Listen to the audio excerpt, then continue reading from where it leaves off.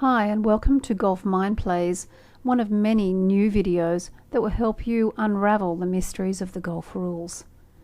This particular video looks at how to determine the nearest point of relief and how to take the drop.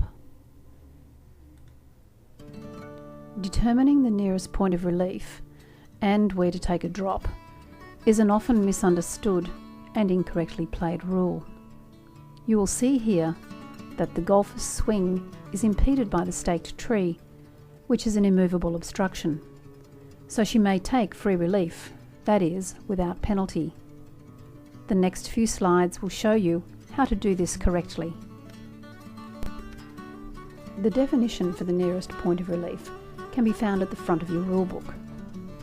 It states, the nearest point of relief is the reference point for taking relief without penalty from interference by an immovable obstruction, an abnormal ground condition, or a wrong putting green.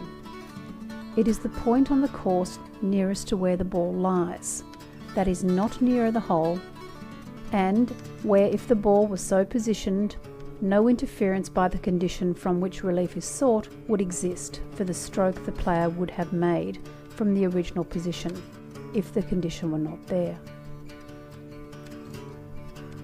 To determine the nearest point of relief, the player should use the club with which she would have made the next stroke if the condition were not there.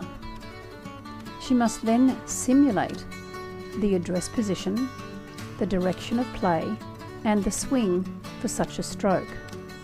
It is important that the obstruction is no longer interfering. The player is allowed to drop within one club length of the nearest point of relief. In measuring club length for a drop, you can use any club in your bag. A ball to be dropped must be dropped by the player herself.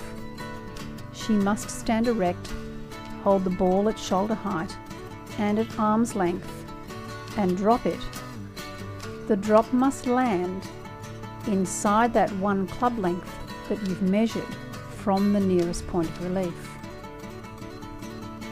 Once the ball is dropped, it may roll up to 2 club lengths from where it first struck the ground, but it must be re-dropped if it rolls nearer the hole, or into a hazard, or onto a putting green, or out of bounds, or even rolls back against the interference from which you are taking relief.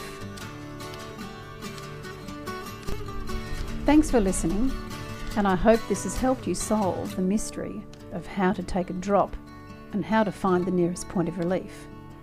If you found this helpful, you can drop me a line. Just click on the contact page.